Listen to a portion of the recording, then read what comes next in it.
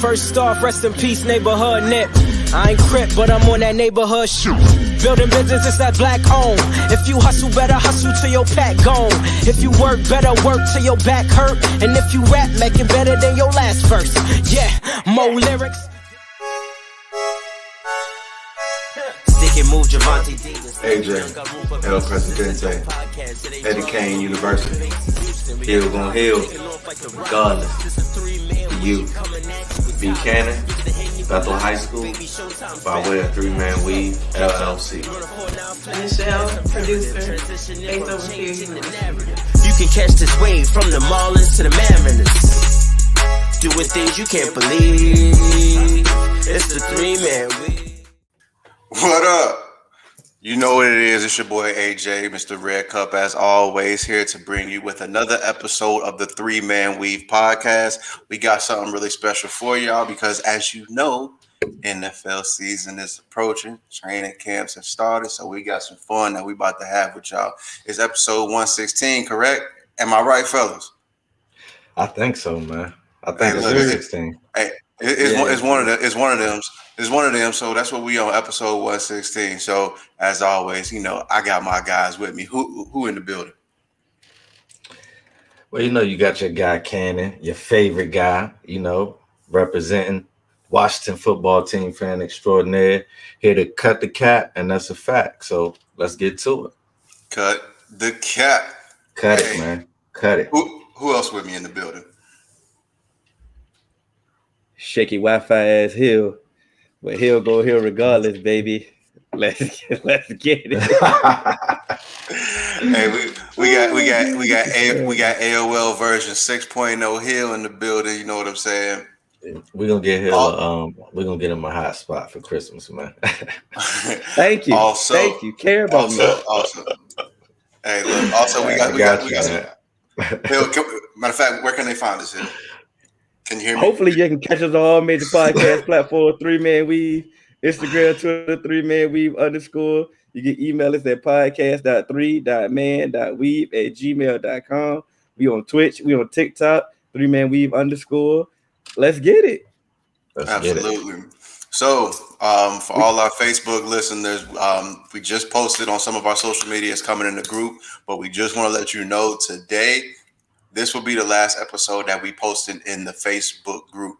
We're going to make it easier for all of our other supporters to find us as well. We're going to streamline everything and put the live videos on YouTube. So we love all the interaction. We love all the comments and everything. But as you see, we've been having some issues with StreamYard where we can't really see who we talking to sometimes from StreamYard. And, you know, as you say, AJ, right on time, I don't really know who you are. So to make that easier, we're going to be streaming specifically on YouTube so everybody can catch us on YouTube. I'll send the link to you guys after the show so that everyone can go subscribe to our YouTube. Make sure that, you know, you turn those notifications on. We will still be recording at the same time. Tuesdays, 7 o'clock until Hill fucks up the schedule. Mm-hmm. And so, you know, we're gonna keep it going as long as we can. But in order for you to be able to find us, we're gonna make sure we got everything on YouTube. So we'll definitely appreciate that. And as always, the Facebook group ain't going nowhere. You'll still be able to come in there, kick it, you know, drop your facts, drop your talk your shit, and get some daily updates as well. Yes, sir. But let's go ahead and kick it off right now. We got verses tonight. Yeah, I'm on the clock. Man. Oh yeah, Cannon on the clock. So I'm trying to go ahead and get to some stuff. We definitely gonna have a watch party after this for the verses. You got the Locks verse Dipset. You know the Locks is my guys. You know Styles P, Kid Chic, Luke. But I gotta go with Dipset just because it's different with verses, man. So yeah. We want to go ahead and bring our guests on because we got some special guests on here. We're about to do something real fun. Let's get it cracking, man. All right, man. So we doing, you know, we already got the Washington, you know, fan extraordinaire. Y'all know how Hill is about his Cowboys. And so we're going to do this little, you know, NFC roundup. So it's only right that we bring in our guy Fog. The Fog, what's happening, baby? What's happening, Philadelphia Eagles fan? 2017 Super Bowl champions in the building. Yes, sir. And of course, we got our guy, Mr. Tom Scavetta. What's up, fellas? 4-time Super Bowl champion New York Football Giants. Just wanted to throw that out there. The drive for 5 is well and alive heading into 2021. The drive for 5 with Danny Dimes. Ooh, baby, that got a ring to it. No, Yeah, I got 3 of them things too. I got It's got an interception attached to it too. All right, man. Hey, so I know usually we run a little. Oh, never mind. Let's go. I think Hill's still counting. I mean, they got their 5. Either that or he froze. Yeah. Oh, there he is. They bought a couple of them. They all count. Hey, they all count though. Paid for or not. Yeah, I guess so. When you put it that way. Your owner tried to. Albert Hainsworth. I mean, that was not trying to. If that's what you call trying to, that was pathetic. You know, pimping is the oldest occupation known to man. So, as they always say, you got to pay to play, and that's what it is. Hill, you trying to get a start? Oh shit, we done lost them already. Perfect, man. Just like the Cowboys, man. Last time I was here, this happened. He just went into his dial-up. Yeah, so you know it's a little bit risky, but before we get going, you know, Fog, let them know where they can find you at. Hey, they could find me at Objectively Biased Sports on the Facebook page. You could find me at Instagram @_Fog, and you can also find me on Twitter @TheFog. Tom, let the people know where they can find you at. So Review and Preview Sports is our brand. We host several different shows on that. Review and Preview will be returning August 31st to our live stream shows. And I host a little Giants YouTube channel on the side called Big Blue Avenue. So that's been a lot of fun. And yeah, you can follow us there, Review and Preview Sports and Big Blue Avenue, my side channel. Thank you, guys. Oh, 100%, man. We appreciate y'all joining us. We're going to have some fun today. And we're going to let y'all get some trash talk off, too, because, you know, what is the NFC East without some trash talk? Absolutely. What is this? Girls Gone Wild? Lift the camera up. I'm trying to die. I didn't even know I was on the stream. That's why. Yeah. Hey, Hill, start us off with that question you had, man. The question that I had?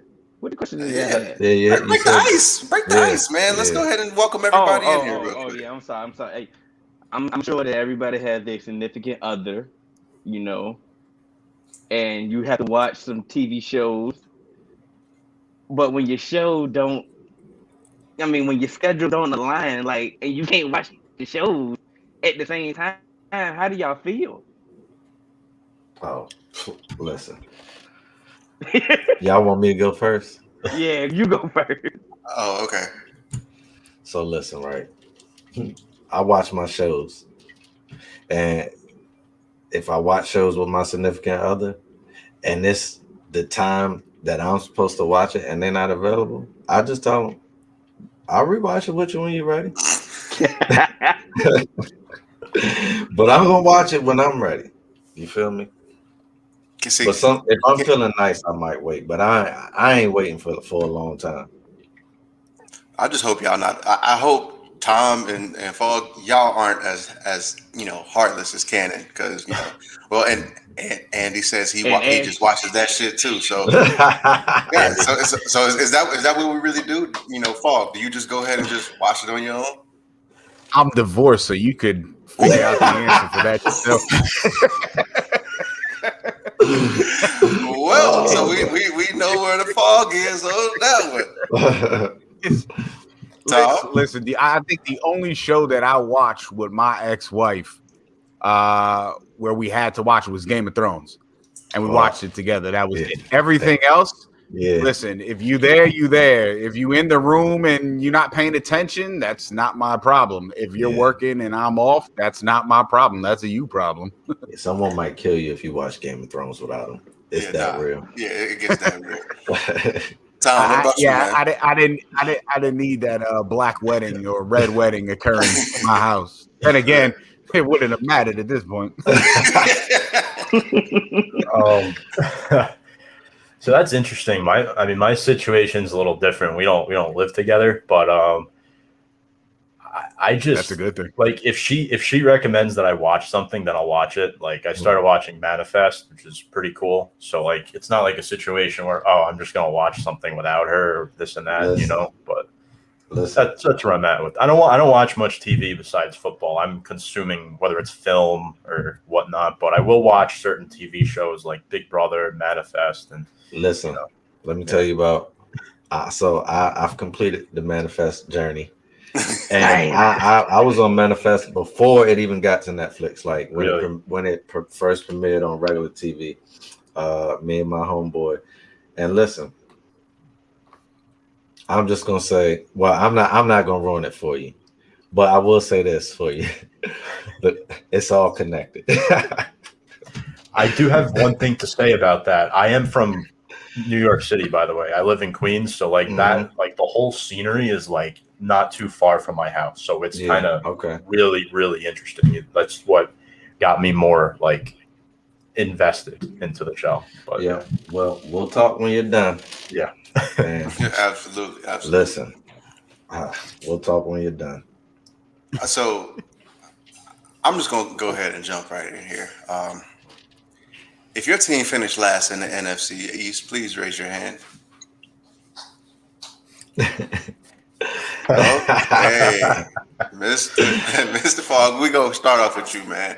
It's been a crazy offseason in the NFL, but what I want to talk about is kind of what you felt were the Eagles' weaknesses coming into the offseason and what you believe you guys addressed in the draft as far as those weaknesses, and also kind of thinking how you guys stand, going into camp, and how do you feel about the upcoming season? Well, as far as weaknesses are concerned, the entire team was a weakness. Defense, especially in the secondary. I mean, you think about it, the team had 8 interceptions last season. 8 interceptions on defense. That ranked, I think, almost dead last or bottom third defensively for teams from a statistical aspect.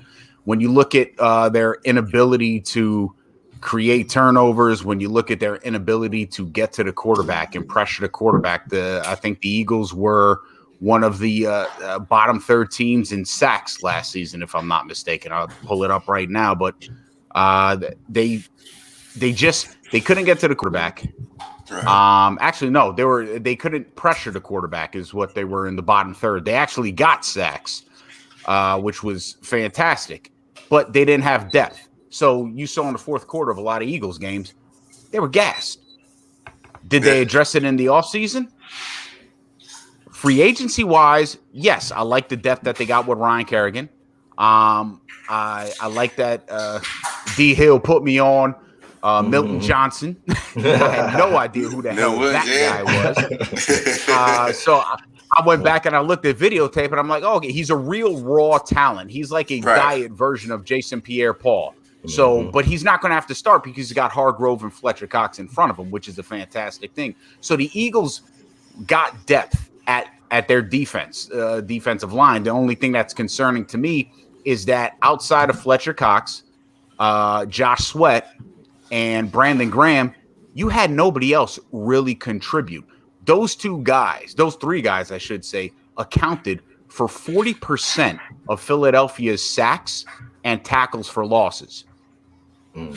Their linebacking core was non-existent, and they didn't address that linebacking core. That's a big problem for me. Howie Roseman's free agency moves have been better with Ryan Kerrigan and Stevie Nelson than his entire draft. The draft sucked. Bottom line, draft sucked. It's just I can't. My head spun. I thought I was sick to my stomach last year when they went Jalen Reagor and then Jalen Hurts. I'm like, maybe they just like guys with the name Jalen. I don't know, but it got worse this year, and I was not happy with the way they drafted this year at all. And just came out. Breaking news, Devonta Smith is out indefinitely. Yes. Why? Because the boy's light in the ass. That's the problem. When you come out weighing 166 pounds, you're the lightest wide receiver in NFL history to be drafted in the first round, and you're playing with the big boys now. And we didn't even put pads on yet, and he's out indefinitely. What's going to happen when you got pads on?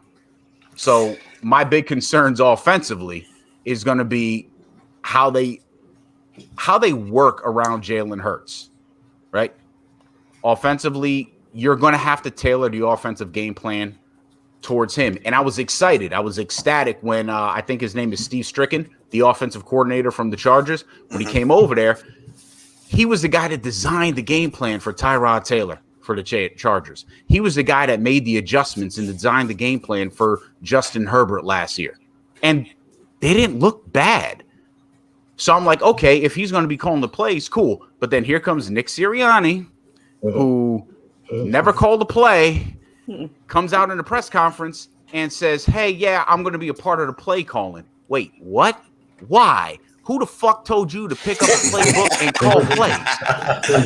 You had no business doing that. There was like, we were fine until you decided to do that. So this is typical Philadelphia Eagles doing Philadelphia Eagles.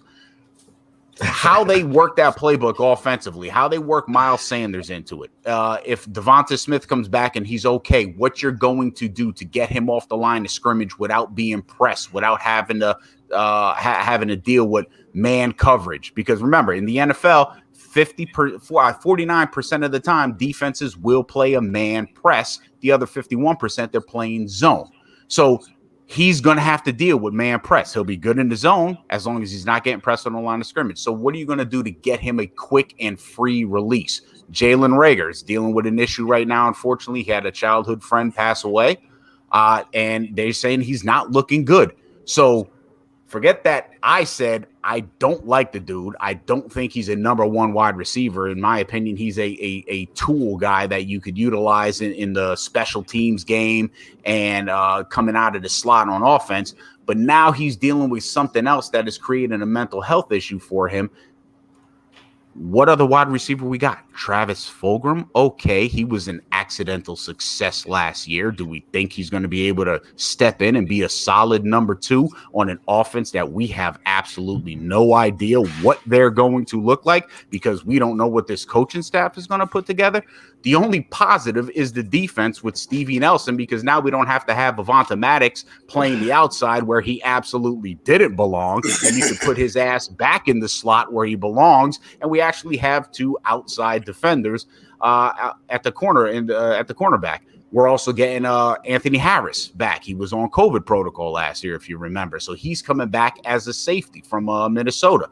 Our secondary, our defensive front is going to be strong. Philadelphia's offense is a big question mark, and my expectations for the Eagles, worst case scenario, they go 3-14. Best case scenario, they're 7-10 and shock the shit out of people. Oh, wow. I mean, yeah.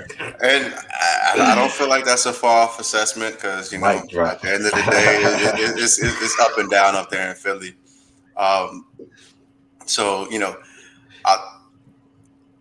optimistically, you know, things can go right, but I don't think they will in Philly just because of the division. I don't think you guys got much better. I know, you know, there was a tie for quote unquote the second best record in the division, but Tom, I'm gonna allow I'm not gonna put you in third place, but I'm gonna let you go first just because we gonna see what happened with Hill Wi-Fi in a little bit, but you know, we just gonna see. But Tom, man, let us know what you felt like were some needs in the offseason and how you felt you guys addressed them in the, you know, draft and free agency and what you see going forward. So I think the Giants are in a very unique position, and as Ken and Hill and the Fog, I'm sure you guys all know, the Giants can't cover tight ends, right? It's been an issue since the early 2000s, and that's been the biggest problem. We don't have a coverage linebacker, and you know that's one issue we really didn't address. Again, as good as Tate Crowder was last year down the stretch, the Giants didn't really address that. But the biggest needs for the Giants were getting that number one playmaking wide receiver, getting a cornerback number two. And then you could argue some offensive line help as well, along with the edge rusher position, right? In free agency, we went out. Kevin Abrams and Dave Gettleman did a phenomenal job maneuvering the cap to backload some contracts to bring in Kenny Galladay and Kyle Rudolph, along with, why am I drawing a blank, Adoree Jackson, the cornerback from the Tennessee Titans, who that was a good pickup. I was kind of surprised by that the Giants were able to get him in, but kudos to Logan Ryan for doing some recruiting. And I think the reason why players wanted to come to the Giants this offseason, I mean, Joe Judge built a culture here in year one.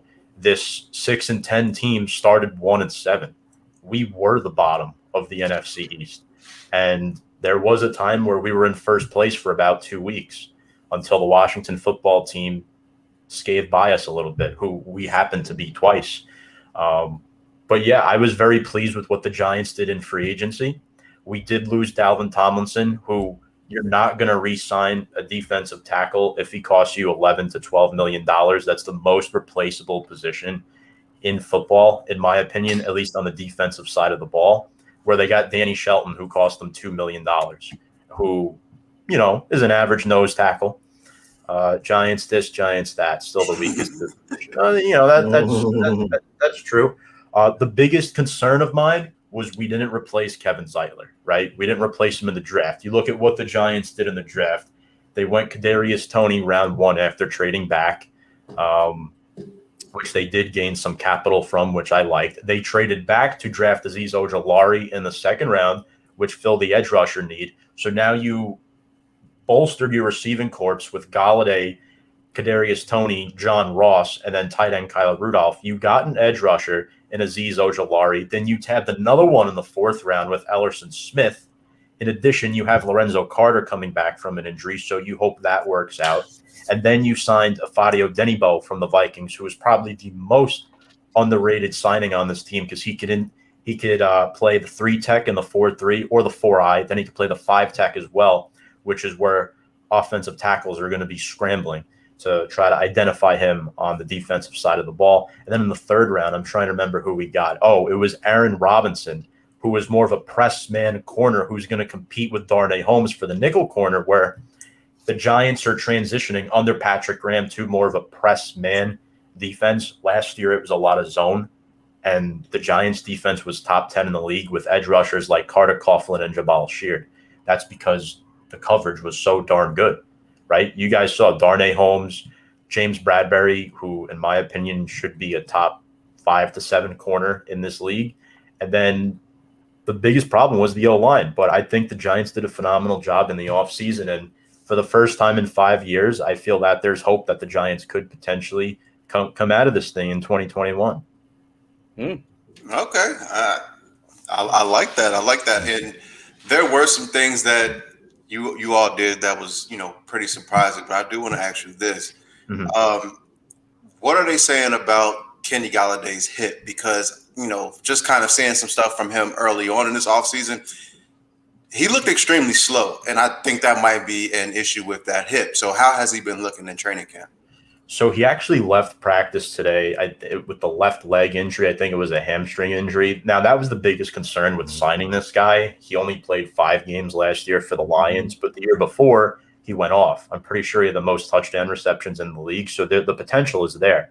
And I am concerned with him injury-wise because Daniel Jones and Jason Garrett made it clear that they want to take more deep shots down the field in 2021. And when you're throwing deep passes, Kenny Galladay is one of the biggest contested catch receivers in the National Football League. So I think having him is going to be huge. I don't know the extension of this injury, what it is. Hopefully he's not out for too long. That's why I was looking down at my phone as we were starting, looking for updates on Kenny Galladay. They said he immediately went to the sideline today and then went with the trainers inside the team's facility for further evaluation. There's been no word from the team about Galladay's condition. They may shed some light on when they think Galladay will be back on the field, given the importance of developing a relationship with Daniel Jones. So I think he'll be back. I'm actually going to Fan Fest next week, so hopefully he's back by then. I'm just gonna say this right here. If you have an injury-prone Kenny Galladay and John Ross as who you're hoping to, create some deep targets. Good luck. Hill, can you hear me?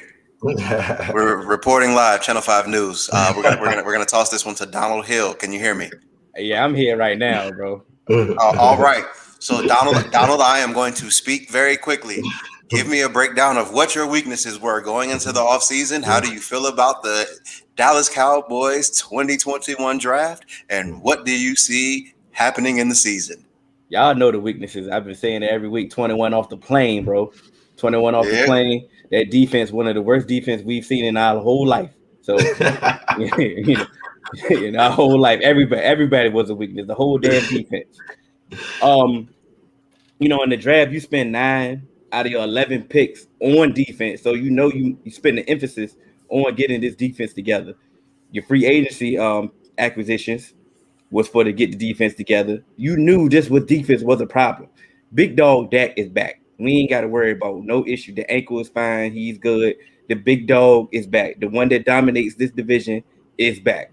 So we ain't got to worry about the offense. They know when he back, when he together, the offense is going to take off. This damn defense got to stop somebody. And that was the weakness. We all know the weakness. I mean, everybody got off. I mean, look, 2 of the best games Washington had was against who? Us. Yeah. Offensively. Daniel Jones couldn't do a damn thing all year until he played who? Come on now. I mean, Eagles were the Eagles. They couldn't do nothing.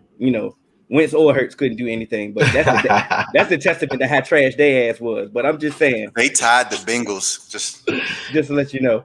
But like I said, the weaknesses have been addressed. You bring in the Dan Quinn, somebody with a simpler scheme, something they can understand, something they can grasp easily. They can go, faster, play faster, just bend, but don't damn break, just do that.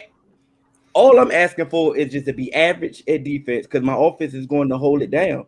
Like I said, big dog Dak is back. We the only one that had to deal with multiple quarterbacks, unfortunately, in this division. Huh? What? I said unfortunately. What? Unfortunately. They benched their quarterback. Touche.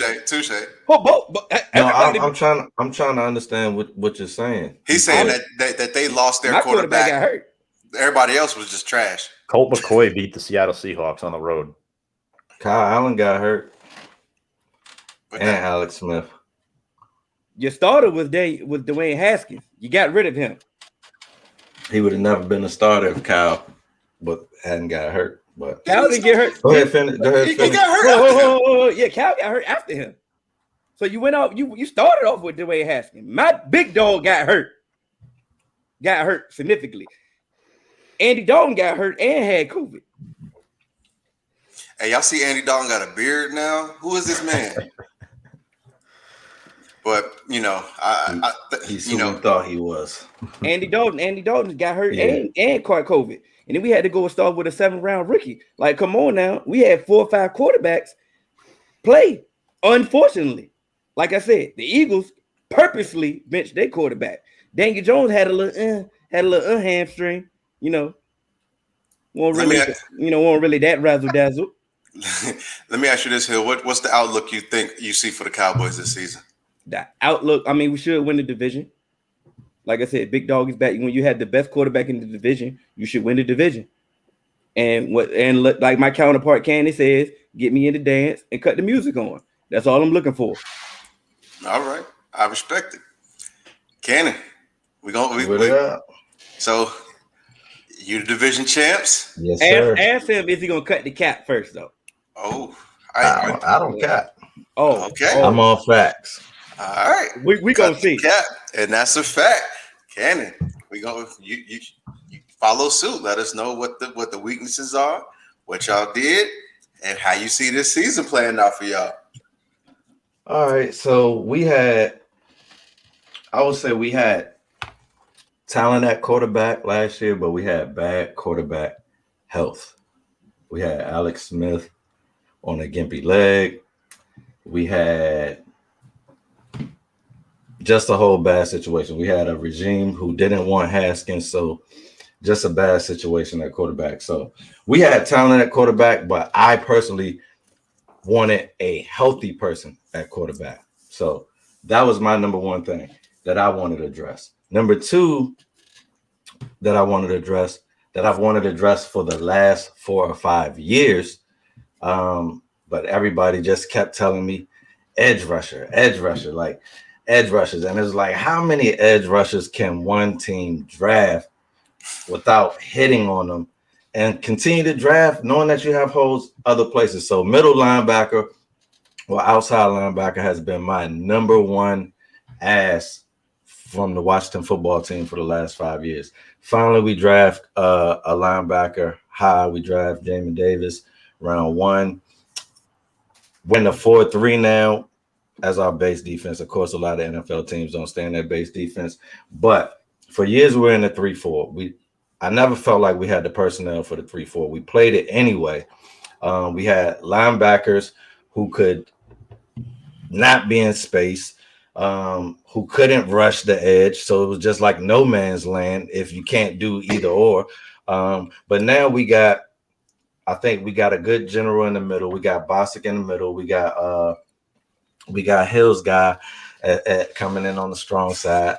Holcomb, who's a young guy that's on the up and rise, but he's solid. He does his job. And then we got Jamin Davis is going to be playing the weak side linebacker, and I really like that because he's versatile. I feel like he can get out in coverage. He can shoot the gap. He can stop the run. So when you add that to a defense that was already clicking on the front end and the back end, now I think that we can click in the middle. I think we can be a complete defense. You add in free agency, we added Will Jackson III to show up our secondary. Landon Collins is supposed to be healthy coming back. Whether he's healthy or not, it doesn't matter because both of our safeties who started last year ranked in the top 15 and played Football Focus just by doing their job. Were they fantastic? Nope. But I just want players that's going to do their job. So I like that. So I'm confident in Cameron Curl starting at the safety, and whether it's Landon Collins or Reeves or Everett, it doesn't even matter to me. I feel like everybody in the secondary is solid enough to do their job. We also needed offensive line help. We brought in Tyler from Carolina. What's his last name? Larson. We brought in him in free agency. Mm-hmm. We picked up Fitz, which is our healthy quarterback. Not the greatest quarterback in the world. Nope, but he is going to be healthy. And if you just look at Alex Smith last year, there was plenty of times where he could have done something, but just physically his body wouldn't allow him to do it. So now you have a quarterback who shouldn't be ill. And even if he gets hurt, you got Heineke, who should be healthy, and you got Kyle Allen, who should now be healthy. So either way, I feel like we have competent guys in the room who are going to be healthy at quarterback. Now you bring in a complimentary wide receiver to go with Scary Terry and Chris Samuels, who's out for COVID right now. And by the way, there's a lot of players out for COVID on Washington. So that is messing up our chemistry in camp. But overall, I like what the regime did in the offseason through the draft. We also got other players like St. Juice and a few other drafted players that's eluding me right now. But I feel like we did solid in free agency. We addressed needs. We did solid in the draft. We addressed needs instead of just, taking the highest guy on the board or doing what others think we should do. We did what was actually best for what this regime thinks that we have and what our goals are. We are the defending champs. I know it's going to be tight. The NFC East is always tight. And it's crazy that I felt like we appeared to be trash last year, like to the world, but I felt like we all were just like if we all just like Hill's team had injury to his big dog. He said Fogg's team they were plagued by injury also, and then just some bad coordinating, and so plagued by Philly being Philly, like he said, and but if we all could have just tightened up a little bit, we all were competitive a lot of times when we play outside of the division. So it's like I feel like the NFC East is going to be a tough division, but I feel like Washington could win it. Are we going to win it by a landslide? Do I believe that? No, but defense does win championships. So I feel like we do have the best defense coming back. I am afraid of what Dallas have on paper for their defense, but they haven't played together yet. So it's like they got to build that continuity, and we know it takes time. So, Hill, before AJ asked me his next question, was that fact or cap? You went with the facts. I ain't mad at you. All right, man. And I just want to give a shout out to Sam Cardona, one of the hosts of the Girls Who Talk Sports. So make sure y'all check her out as well. But go ahead, Hill. What was you about to say? I said, could you hear me? Yeah, we can hear you. Oh, that you was fat. You didn't cap on that one. And shouts out to Sam. I like her. yeah, definitely. Sam's good people. Great. I was on the show with Tom and the draft show with you all, and that was a good ass show. Fun night, man. Yeah. So I'm gonna just throw a quick question out there to everyone.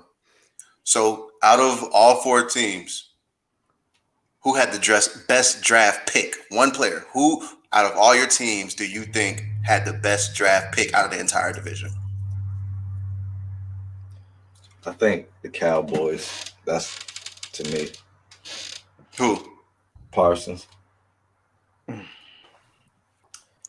What do you think, Hill? You don't seem too confident. No, because I do think that is true. But the fact that the defensive line that the Washington has makes me more. I think Jamie can be more impactful than a Micah. So starting off, but that wasn't the question. I know it wasn't the best fit. It's the best. I know, but I couldn't just cap on that one. I just couldn't. Yeah. I'm just saying it's going to look different. It is going to look different. Sam tossed Azeez Ojulari in there. I think that was a hell of a pick. I forgot about that. I think she might be a little bit biased, but I do like that pick. I did like that pick too. Fogg didn't. Shouldn't have been there. I just want to piggyback on that quick. I do agree. I think Parsons was the best value pick at number 12 for Dallas, especially they took the same player at 12. They would have at 10, but the Giants traded back from 42 to 50. They would have taken the same guy at either spot. There were talks about this guy going at number 11, and the reason why he fell so much was the whole thing with his knee, about how that injury could be career-threatening. It hasn't been an issue since his redshirt year at Georgia. He was outstanding. He led the SEC in sacks and forced fumbles last year, and this guy fell to 50 overall. Yeah. I mean, you basically could have swapped our first-round pick with our second-round pick, and every Giants fan would have been happy with it. Yeah. That's just the way I feel. But I do think Parsons was the best pick out of the entire division. But one pick that went under the radar was Azeez Ojulari at number 50. And I do like what Washington did with De'Ami Brown in the 3rd round as well. That's another criminally underrated draft pick. Absolutely. I think with that's what De'Ami, I like that because like you said, I think we talk about fits per se. You look at Terry McLaurin, Curtis Samuel, and De'Ami Brown. Yeah, almost all interchangeable pieces. You don't, anyone can come out in any 3 positions out on the field, so it can kind of mask a lot and disguise a lot on that offense. So that's definitely a good pick. We also grabbed Bates at tight end to go, with Logan. So yeah. I'm sorry, Fogg. You seem very quiet when it came to the draft picks. I'm sorry. Because there's nothing I can tell you. I like De'Ami Brown. I think Jabril Cox is a very underrated pick. The fact that he dropped to the 4th round. Mm-hmm. Absolutely. And like you said, Hill, Micah Parsons, he's going to get the brunt of the attention. That Dallas front defensive line, it is good, but it's not good, right? I think the big thing for them was losing what's his name, Malik Collins. I really wish they wouldn't have let him go when they decided to change their defense, because he would actually fit perfectly in Dan Quinn's defense, rotating in and out at that D tackle position. And he could stuff up and be a good run stopper too. But I think Jabril Cox is somebody that's going to surprise the hell out of everybody. If you watched him play at LSU, dude's a beast. Mm-hmm. He is a beast. So, again, I go piggybacking off of Tom. I agree. Micah Parsons was the best pick out of that entire draft. If you look at NFC draft picks, I think a guy to watch out for is going to be Jabril Cox. You won't see Jabril Cox this season unless something drastically happens. I'm just being honest with you. You don't think so? I know so. Unless something drastically happens, he's drastic things are happening. Smith, Van Der Esch, Parsons. Yeah. Van Der Esch can't stay on the field. But then Smith is their best linebacker, in my opinion. I mean, I'm a little biased. And I tell Hill that. Whoa. He don't be respecting me. That's not. Now you can't. But no. On Madden, when we was talking about it on Madden, when you was saying you rather have LVE than him, I'm like, bro, he was insane. He was sideline to sideline. I can't shake him, can't do nothing. It's impossible. They're going to have a problem because Sean Lee was able to pick up and stuff a lot of plays on the inside, and he was able to pick up blockers coming in against the run. They don't have that guy right now. That's going to be that pickup guy to let Parsons or Jalen Smith run free, and that's going to be a big issue. That's also what led to Sean Lee being hurt all the time. So it's like that style might be dead. Like. Well, they're going to want Van Der Esch to pick that up, I think. And like Tom just said, can he stay on the field? You're going to see a rotation of Van Der Esch, Jabril Cox, and Keanu Neal, to be quite frank. I wouldn't be shocked to see Dan Quinn throw Neal up there at a linebacker position. Yeah, I definitely wouldn't be shocked to see that. So I know Jabril Cox is going to see the football field. Unfortunately, he's been practicing with the third team, brother. No, he'll see the football field on special teams. Yeah, on special teams. We just know the politics. Jalen has to play. But I mean, money is money. LVE, contract year, he's going to play. Micah Parsons going to play. Keanu Neal is a pet cat for Dan Quinn. He's going to play. Could put him into the second string, and then he becomes rotational. We're going to need multiple injuries for him to get in that game. That's what I'm saying. I want him to play because, like I said, he's already the best coverage linebacker that we have on the team already. So I want him to play. I'm just being honest with this may be a red shirt year for him. If I'm not mistaken, didn't Jabril Cox start in college as a safety? At least let him play third down. He has like that hybrid body. Yeah. Play linebacker or DB, which is very interchangeable. He wasn't the one though. What the hell was his name? White was the guy that played safety and linebacker for LSU. Devin White. Yes, Devin White. He was the one that played linebacker and safety at LSU. He's a beast. Okay. Matter of fact, no. You know who I'm thinking of? Jacoby Stevenson. Stevenson. He did. He started as a safety. Yeah, but look at that. Put what Drew put up there.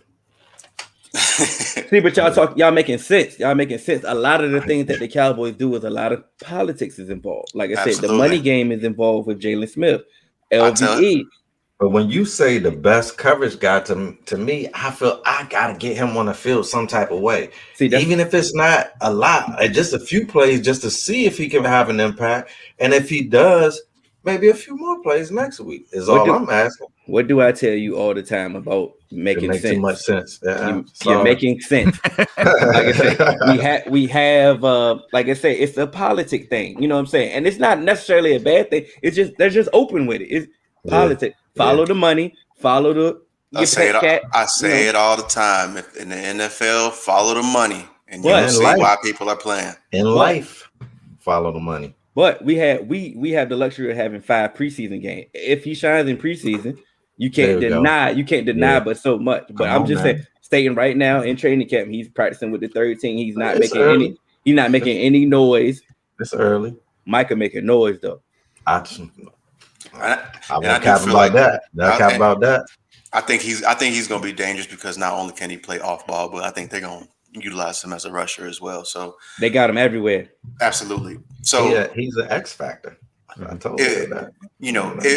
If we all are going to be honest here and cut the cap, the next question that I have, I'm going to invert it. So, I'm not going to cap and say who's the best quarterback in this division, I'm going to say what team has the worst quarterback in this division. Oh, I'll go last. It's a toss-up between me ain't no damn toss-up. It's a toss-up between me and Fall. It ain't no damn toss-up. Jalen Hurts is unproven. So right now, it's definitely the Eagles, in my opinion. However, I think, Cannon, you might disagree with this. I feel like Jones and Fitzpatrick are on a similar level playing field because Jones hasn't proven himself yet. Right now, I'd put Fitzpatrick a slight tier above Daniel Jones. Jones has a much higher. He has a much higher ceiling. I give Jones a slight above. You think he's slightly above Fitz? Because of this, I don't think so. Because of his potential, and that Fitz is who he is, and so, but I'm happy with Fitz because, like I said, my ask was I just wanted a healthy quarterback this year, so it's like I'll take that, and I like that Fitz is a gambler too. I feel like we've been conservative for far too long in Washington. And we have the guys that can get downfield. So I say let it rip. That's one thing that we threw picks anyway, being conservative. So it's like I'd rather throw picks going for gusto, because guess what? It's like throw more picks. And worst case scenario, Heineke is a good. But your defense got to be good enough to get them. If you want us to throw them, you feel me? Oh, that was a shot at me. I mean, I'm just saying, you're asking for more picks. You got to be able to catch some things too. Damn, it's like a 3-way tie between Jones, Fitz, and Hurts. To be honest with you, it's this division. Hurts hasn't done anything for. Well, no, what I'm saying, I get he hasn't done anything, but when you look at Fitzpatrick, he's sometimes Fitz magic. Other times Fitz tragic, so you really don't have any consistency outside of his inconsistency. And he's going into his 16th season. He's old, bro. Like so. That's why I got Daniel Jones above him. There's nothing positive to say about that other than he's still got a great football mind, but he just he's old. Father Time is undefeated. He doesn't have the tools. And it's going to be really difficult for that coaching staff to set something up around him because he's got great talent around him. On paper, Washington's the best team in the league, in the NFC. On paper, if you look at both sides of the ball, they are the most balanced team in this division right now. Clearly, hands down. Absolutely. The big question mark is the quarterback. Daniel Jones. When you look at Daniel Jones. Okay, he has had inconsistency from a quarterback, from a coaching staff aspect, the playbook aspect. So he went from Bob McAdoo to now he's got Joe Judge. He's getting Saquon Barkley back. But all my criticisms of Daniel Jones coming out of Duke have remained consistent. The guy thinks his arm is better than what it is, and he tries to fit the football through a Cheerio. He makes he's very bad with his decisions, the way he goes through his progressions. He tries to he looks for the deep ball more than anything else. So there's a lot of inconsistencies there that are with him. And then you look at Jalen Hurts. Jalen Hurts is still learning how to play the quarterback position. He's not a full quarterback yet. He's still learning how to play the position. So like I said, I want to say a 3-way tie. If I had to take somebody, Hurts would have to be last in that division just because he's still learning. And what really sucks is Lamar Jackson and Josh Allen were also still learning how to play the quarterback position when they got into the league. And they were further ahead of Jalen Hurts as natural quarterbacks than Hurts is. So his progression and his growth is going to be a lot longer. And quite frankly, maybe not. We're in a win now league. Everybody wants to win now. You got 3 years, Hurts, and you know if you don't do it, you're going to be out the door. Hill, I saw you had some rebuttal. I mean, technically, it has to be Hurts. It has to be the worst quarterback in the division because he proved the least. You know, Fitz is who he is. But I'm not gonna waste no opportunity to just Daniel Jones. He's terrible. He's trash. They should have got rid of him. He's not. So Daniel Jones is terrible, Tom. So what And you got? he's not bad at deep ball accuracy either. In fact, he is the 7th most accurate deep ball quarterback in the NFL. The problem is we didn't take that many shots last year because the offensive scheme sucked behind Jason Garrett. When we took deep shots, he was the 7th most accurate quarterback, and his numbers improved the last 8 weeks of the season. You take the lack of touchdown passes away, Daniel Jones improved in year 2 compared to year 1. He improved as a quarterback in year 2. His progressions are still really bad. But to say his deep ball accuracy stinks, whoa, I didn't say that. Oh, No, because he definitely can put it. He got it. He can throw some dimes now. Nobody said his deep ball accuracy. He's inconsistency. So he relies. He wants to rely on the deep ball. That's his thing. He's not good at intermediate or short passes. No, he's not. But in the Giants' offensive scheme, that's what it was last year, right? There was he's better at the deep ball than he is at the underneath. But here's pattern. the thing. If you're going to want to sustain drives consistently, you're going to need Daniel Jones to get better at that. You're also going to need Saquon Barkley to actually run for more than 3.1 yards per carry on 19 carries and then break 80-yarder for his 20th carry. You're right with that. There's no consistency in sustaining drives with that offense. And right now they've got a quarterback and a running back who are home run hitters. So Fogg and Hill.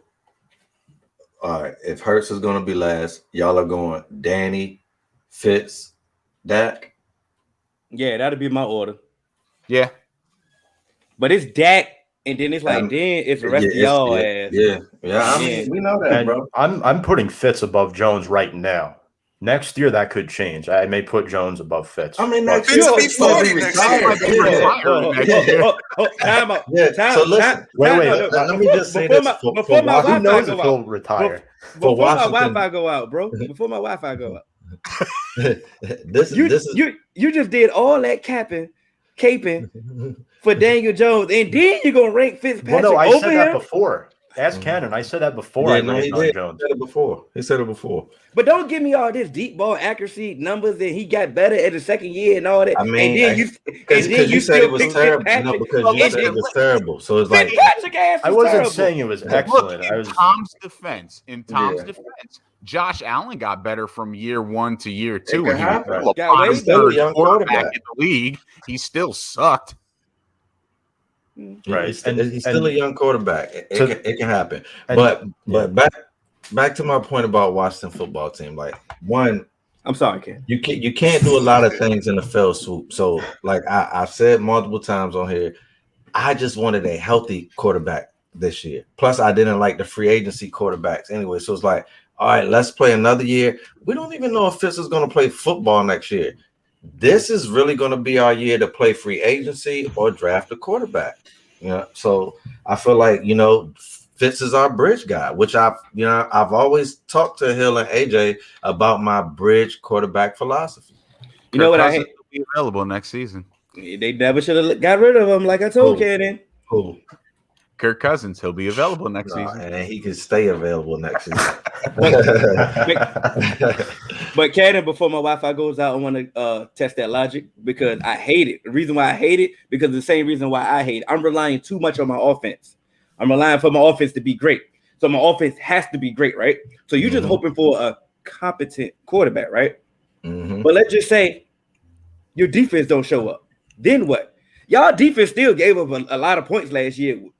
Let's be honest. Like if we pull up that box score, it wasn't that y'all were just dominating games like the games was 10-3. I never said that we were dominating games, bro. And all we gotta do is win games. A competent quarterback is gonna have you in position to win games because it's gonna be less turnovers, less of the defense having to do stuff. We had a game where the defense had to score for us to win. How are y'all gonna have less turnovers with Fitzpatrick? Bro, hey, listen, Rex Grossman made it the to line's the better. Super Bowl. They drafted. Also, Fitzpatrick ain't had weapons like this ever. Probably he didn't. He had Brandon Marshall in the other quarterback in the Jets. I cannot think of his name. We got a decent line for him. We got a decent running game, and we got decent receivers for him. If we stay healthy, he should be able to just get rid of the rock. especially being competent. And that's all I want this year. And like I said, he's a bridge quarterback, so I don't expect him to go out and win the Super Bowl. If he does, fantastic. But that's not what I'm expecting. So it's like I just need him to be competent. Get us middle of the road so that we could draft our guy next year or get him in free agency. I don't need nothing spectacular from him. I'm just saying, we've seen this before. We've seen a dominant defense or a good defense. You know, they were I'm just a quarterback away. We're just a quarterback away, and then all of a sudden they get a quarterback, and then the defense don't look the same. I didn't say none of that, bro. I said that. You didn't say none of that. I just made all. So my response is just made up. Bro, what are you talking about? You just say I said a competent quarterback. That's it. I never said we were a quarterback away. Have I said that, fellas? Did I say the Redskins were a quarterback away? So what is the competition? No, but they are a quarterback away. I mean, if you believe that, I think that was the biggest issue. Because like Hill says, you get a quarterback, and like Hill says, that don't mean your defense will still be the same defense. So it's like, I'm never going to just say my team's one piece away, because I know it's a whole working entity. Mm-hmm. So it's like, I'm never going to just say a football team is one piece away. But I know we were missing a competent quarterback, and a quarterback who could physically do what his brain wanted him to do last year, which Alex Smith could not do. Because I'm not saying that Alex Smith was not competent. He just could not physically do, especially avoiding the rush. It was actually scary just to watch it. That's what I've been saying. I ain't been saying that we a quarterback away or one player away at all, because we're not. Before we move on, I just want to address a comment. Jarvis, just because Kirk Cousins was a top 10 passer by yards, don't mean it means absolutely nothing. Because how do they talk about Jameis Winston? No one ever mentions that Jameis Winston led the league with 5,100 yards. It doesn't just because you are a top 10 passer means absolutely nothing. It just means you throw the ball a lot. Because they threw the ball a lot. Even when he threw the ball to Dalvin Cook, he folds a lot when it matters most, and that's what a quarterback is going to be judged on ultimately. So it's like, all right, you get us in the position, we're in position to win. It's third down in the fourth quarter with 2 minutes. We need a conversion. That's when Kirk Cousins will throw his pick. He will have 400 yards that game. That's when he will throw his pick. So it's like, that's why I don't like Kirk Cousins. He always been a stat stuffer. Hill and I went to a game live where he just lit it up. This is back when he was nobody, but he's always been a stat stuffer. But it's like, can you win games? Did you like that game? Yeah, we was. We went to all of his starting year. We probably was at all of his games. But I was just saying that game is specifically, you was talking about the when he lit it up and won the game. You like that? We was at that game. Yeah, we definitely was there. And I think, if we're gonna, just talk about, okay, let's just get off of this. So, yes, because I'm going to get frustrated. We're at, about 57 minutes. So each one of you all, I'm going to, ask record predictions. So, Fog, you've been the most disappointed the entire episode. So I'm just going to start with you, let you go ahead and get it out the way. What's the record prediction that you have for the Philadelphia Eagles? Go ahead. Realistically, I think they're going to go 5-12. Okay. All right. That's not bad. I see it. Hill, what's the record prediction you have for the Cowboys? What, 10-7? 10-7? Okay. Oh, it is an extra game. Yep, it's that extra game. Fog, you look shocked. Because I think the Dallas' ceiling could be 12 games. I think 12-5. If they're going to win the division, I think 12-5 is what they're going to win. 11-6 or 12-5 is what they'll win it with. That's what I wanted to say. I mean, but I wanted to be, Cannon called me out, capping and all that. I'm not calling you out. That's Drew calling me out. I'm misquoting people and all that. So I'm like, okay. No, you quoted them. I just want to say you got their quote right. Just I'm not them. Reeling it back. So All right. Well, this defense, like we say, we still don't know what my defense is going to do. Very true. Very true. Tom, Danny Dimes, Judge Joe Brown, and Jason Garrett. What are the Giants going to do? So Giants have a top 10 defense, and their offense should be hopefully middle of the pack this season. The Giants will be a 10-win football team this season. They're going to be 10-7. Their first 3 games, all very winnable games. I say they win 2 out of those 3. Like I said earlier, Washington should win this division again if all goes right, but history tells us that won't happen because there hasn't been a consecutive divisional winner in over a decade. So what's gotten better, the Giants offense or the Cowboys defense? I'm going to take the first part of that answer. Giants 10-7. I like how you worded that, man. I like how you worded that. But Washington is the favorite. I will say that. Tom, just make sure I can find you. Tom ain't ducking no smoke. I will live and die by that statement. You and Sam. Cannon. So look, you can go ahead and put Marcus Cannon Sr.'s comment up there because I believe in that. 10-7 will win the division. Also, I don't think there will be a team in the NFC East that's above 10-7. I think that will be the highest that any team will have in there just because it's the NFC East. Like, it is hard no matter how good of a team you have, no matter how trash of a team the other teams in the NFC East field. It is going to be difficult when the Cowboys play the Giants, when the Cowboys play the Eagles, when they play Washington football team. It's going to be difficult when Eagles play Washington football team, play the Giants, play the Cowboys. It's going to be different when Washington football team plays all 3 of these teams. And the same thing when the Giants do that. So it's like, it's the toughest division in football. I know our record didn't say so last year, but that was an anomaly. It was a COVID year. It was a pandemic. The NFC East is back. It's going to be a tough year regardless. I think we'll all do well outside division, but I think 10-7 wins it, and Washington will have 10-7. The NFC East been the NFC least for a hot minute. Hey, we played the Bucks the best last year. But in our defense, 3 out of the 4 teams vastly improved on paper. Yeah, you still got to play the game. That's why I said on paper. Washington for the last 2 decades has probably boasted some of the best teams in the NFC on paper. Some of the worst teams. Hell no. Had you said Dallas, I might have been with you. Thank you. We have boasted some of the worst teams. Only one team in the NFL. Let me ask, how can we have boasted some of the best teams? You name our quarterbacks. You name me one elite quarterback that we've suited up. No, not even the last 20. Just say competent. I've one thing to say. In the last 20 years. Get him, Tom. Over the past 4 decades, one team has won a ring in each of those 4 decades. Do you know who that team is? The Giants. Yeah. I already knew that. Come on now. 80s, 90s, 2000s. Yeah. Still counts, right? And we haven't won a division title since 2011. The Giants are consistently good. I'm not going to hate on y'all. And look, Washington's the one team in the division that I don't like. Look, I despise all 3 teams, I'll be honest. But if there's one team that, like, if they win the division, it's okay. Like, Washington's the one team that I won't, get really mad over winning the division. Tom, I can tell you getting. I just don't know. I mean, my pecking order is Eagles. Philly, Dallas, and then Washington.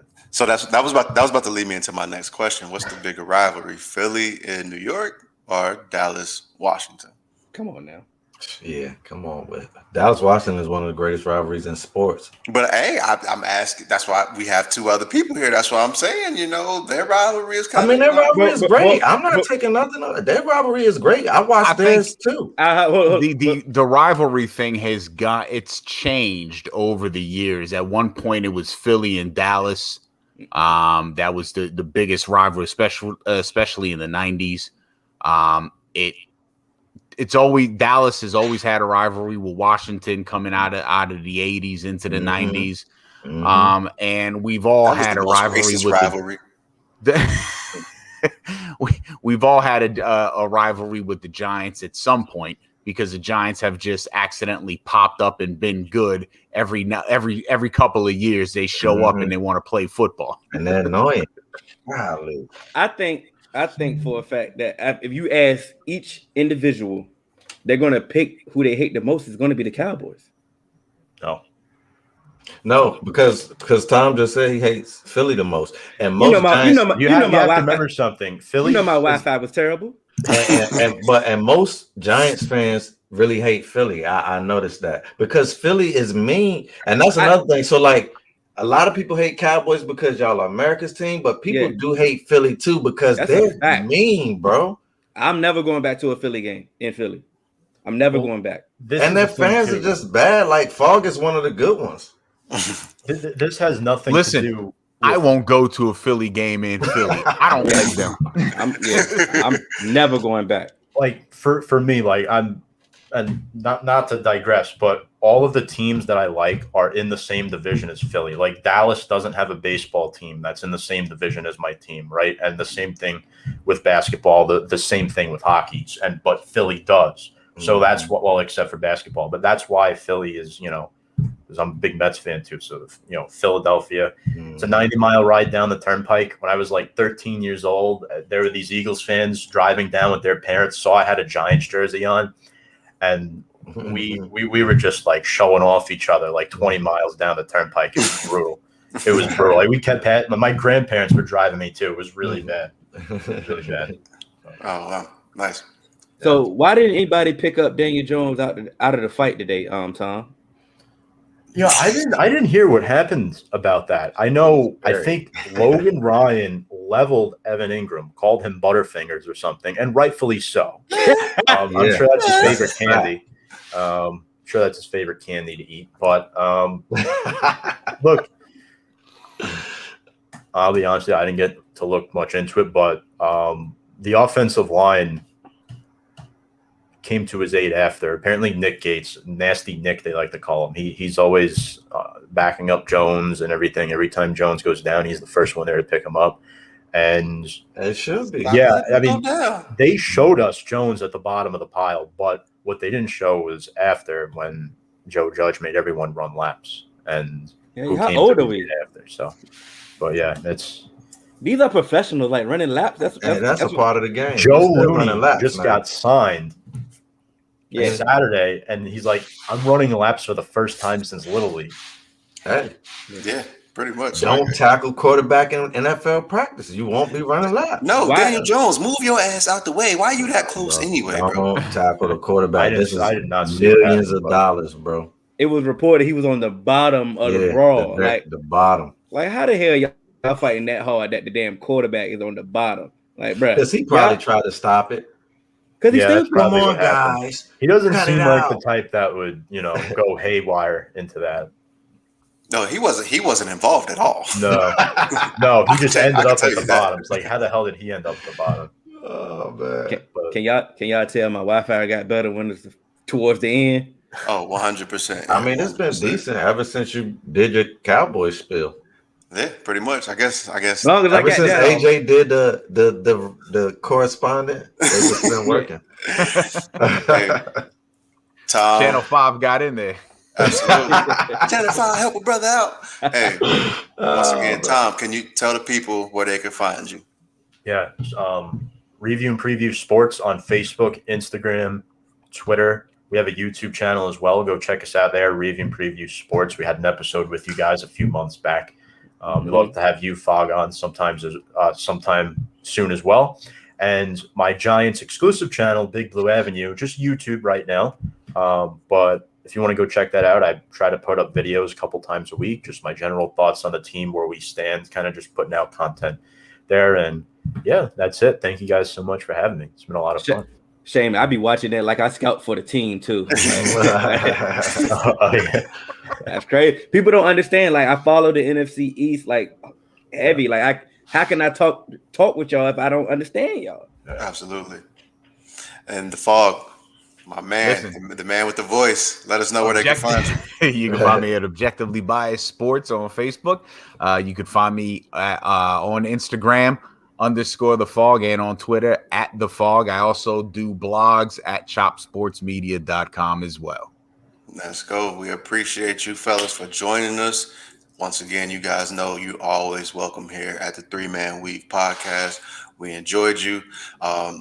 It's on wax. So everything that you said about those NFC teams and those predictions, we're going to come find you. We're going to come find you. We're going to double check, that everything was, consistent. And you guys was out here, giving the only thing you're going to double check on me is if I'm okay at the end of the season. But I'm sending you a dirty martini, my boy. I'm with you. I know the pain. But fellas, we appreciate you, man. And we're gonna see y'all again. Thank you for having me, guys. All right. Yes, sir. And all of our supporters, we thank y'all for joining us. Just know, hey, don't go nowhere. We're going to end the stream very briefly, but we about to start it up in about 2 seconds. We just want to cut this show just so we can have it, and Michelle don't kick our ass for having a 3-hour podcast that she got to chop up. So, but look, real quick before you cut it, I just want to say the NFC East they're really famous for a team going from least to first every time. So I wanted to get this out while Fall was on here. So I don't want to see him on all the blogs talking like on Sunday, like I told you so. If they start running off wins, you feel me? I'm gonna play the tape back. That's the one thing about Fall, though. He is consistent. Fall is consistent. He consistent. But like I said, we only known Fall with his team is trash. That's correct. So we don't know how he acts when they winning. So yeah, you're right. We may have to pull the tape back out. Like, hey, yeah, look, you see, remember you said this? Yeah. Mm-hmm. And we famous for at least the first, man. Absolutely. So I see y'all in this chat. Big Cannon, Jarvis, Rakia, Andy. Andy, you are a Lockstar Dipset fan. I need to know, but we need all y'all to come. It. Blah. He rocking with Dipset. I know he is. Dipset. All right. So hey, we about to end the stream, but we're not going nowhere. Link is coming right back to you in about 2 seconds. So don't go nowhere. All right.